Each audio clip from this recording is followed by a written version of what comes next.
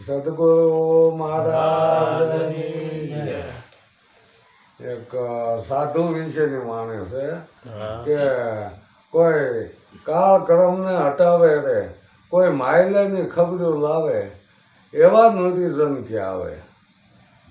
આ નુરીજન જો આપણે કહેવી છે ને કે સાધુ કોને કહેવાય, જો આટલી વસ્તુની સાધ હોય, કાળ ક્રોધને હટાયો હોય, જેને માયલાની ખબરીની ખબર હોય, એવા નુરીજન જ કે આવે. કે હવે આની ઉપર આપણે વાત કરીએ તો અત્યારે હા ભગવાનનો અર્થ શું છે? ભગવા પહેરે એટલે કોઈ સાધુ થઈ જાય એમ માન? ભગવા અત્યારે ગમે એ પહેરી લે,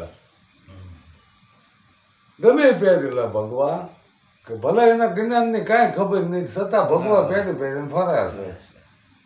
એટલે કોઈ ભગવા પહેરવાથી સાધુ થતા નહીં, કે કોઈ દાઢી વધારવાથી કે જટા વધારવાથી સાધુ થતા નહીં.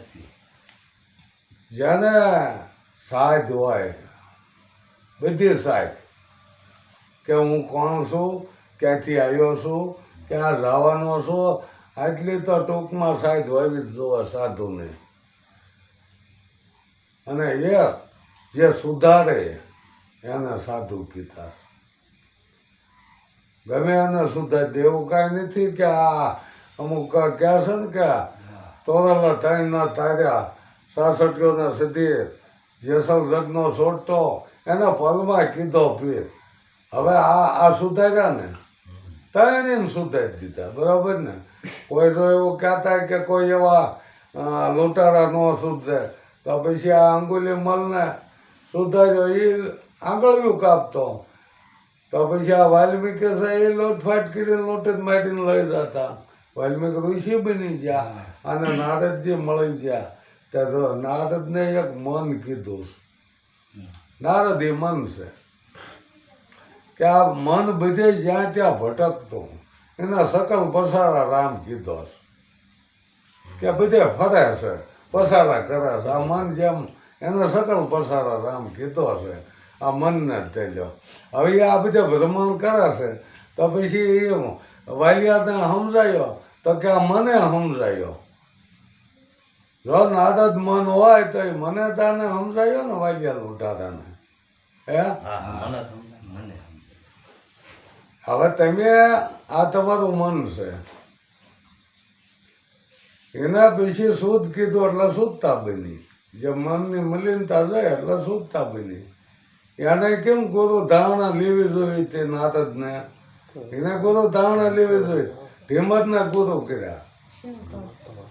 તો ઢેમત આપણે એટલે માછીમાં સમજ્યા કે માછીમાં લખ્યો એટલે કે ટોપલો લઈને આવતો માછલાનો, અને ચારે દરવાજે એ ધામો મળ્યો. પછી કે ગુરુ કરવા જોવાનું કરી લીધા કે એને ભગવાને પૂછ્યું ગુરુ કર્યા કે આ કર્યા ન કર્યા જેવા કર્યા.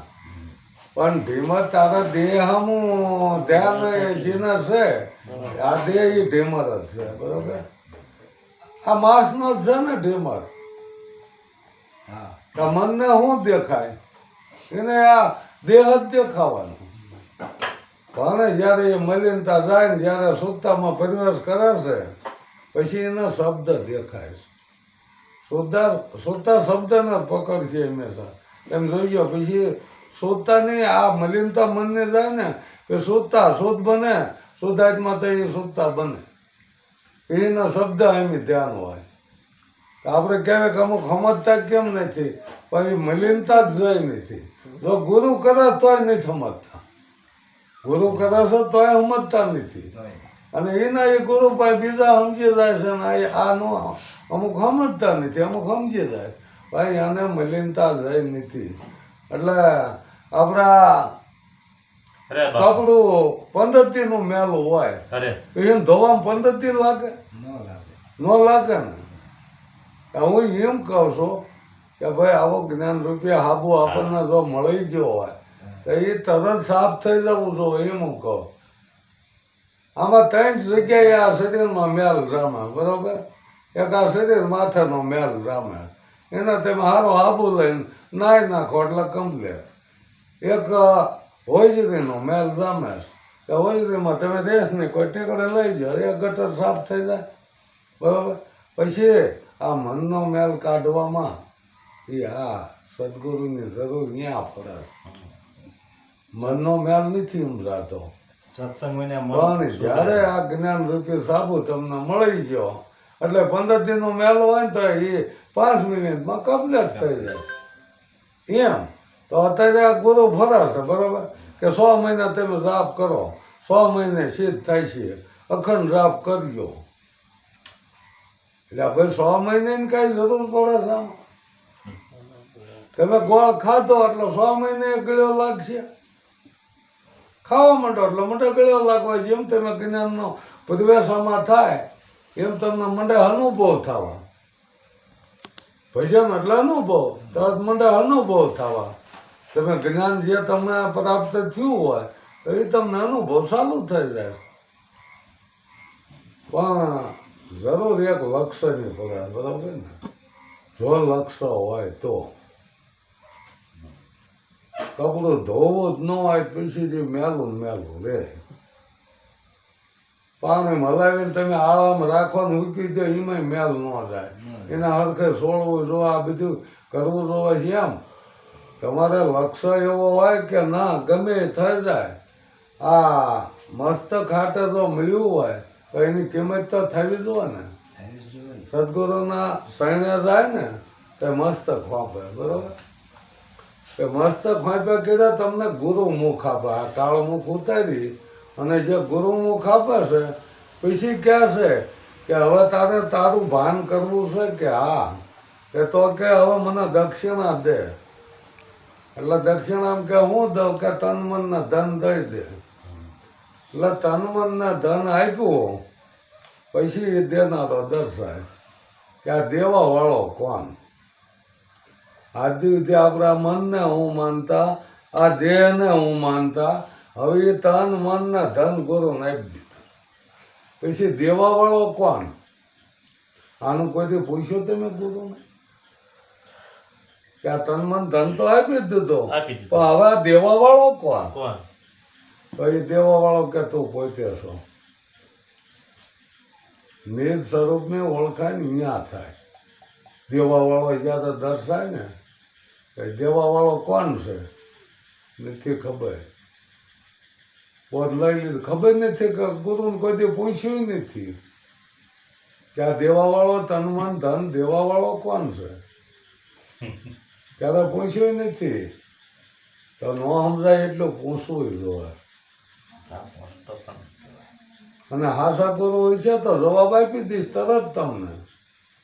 નકર બાકી જો ખબર નહીં ને તો એમ કહી શક એ બહુ ઊંડું ઉતરવાની જરૂર નથી. લે કા નહીં તને ખબર ઊંડા જળને કે હાડ્યું ન કરવી કાંઠે બેન નાઈ લેવી પછી એ મૂકી દીધ તમને કે અહીંયા આ કીધું જો. મરજીવા પડે મહાસાગરમાં એ મોતી લાવે. કાંઠે ન હોય મોતી આવે. એ તો નાવાયની વાતું કરી. નાવાયની ભૌતિકની વાત અહીંયા મૂકી કે તરતા ન આવડતો ને તો ઊંડા જળમાં પાછું ન જવાય, બુડી જાય. એમ એ તો ભૌતિકની વાત અહીંયા મૂકી. સાધુને ઘરમાં ચોરી ન કરવી આ બધું જે વાત કરી છે એ તો રાહુલ માતાને આ ભૌતિકનું જ્ઞાન આપ્યું. એને ઘોડા હોય પાળવાનું આવી. આ હોનાની નગરીને પછી કે કાંટાની વાયરું ન કરાય. આ બધી ભૌતિકની વાતો એને કરી છે. પણ હાસુ તો જે મહાસાગરમાં પૂર્યો ને તો મોતી મળે ને. કાંઠે મોતી ન આવે, કાંઠે હંખલા આવે. એટલે મરજીવા કે મહાસાગરમાં કોણ પડે? મરજીવા મરીને જીવતો હોય ને એને પછી કોઈ બીક ન હોય કે આમાં બુડી રહીશ કે આમાં શું થાય છે. હવે તન મન ધન દઈ દીધું હોય, જો મનથી ને આપી જ દીધું હોય તો પછી બીક સીની રહેશ.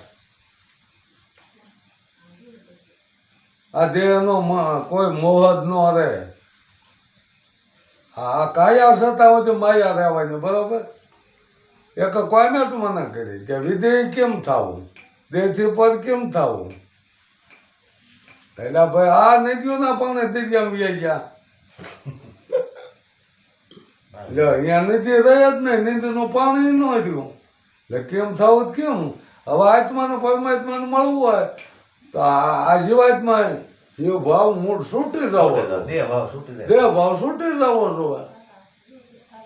આમાં કઈ નવાઈ હતી નકર તો આ કાયા થતા હોય તે માયા રહેવાની એ સાતા જ રહેવાની ને કીધું દેહથી પર થાય ને કે વિનાશ માયા થાય. તજે મૂર્ખન ભેગી કરે એ બોલ બે ને વચ્ચે ખેલે એ આવતું હા. અમારી નથી ને તારી નથી આપણે એના હાટું જે ઝઘડા થાય છે ને મારો તારો તો એનું નથી ને આપણું નથી એમ બે ને નક્કી થઈ જાય તો ઝઘડો સમાપ્ત થઈ જાય. આ ઈશ્વરી માયા છે માયામાં તો ઘણા એમાં જ ફસાણા તો કેમ એનું જ્ઞાન નહીં હોય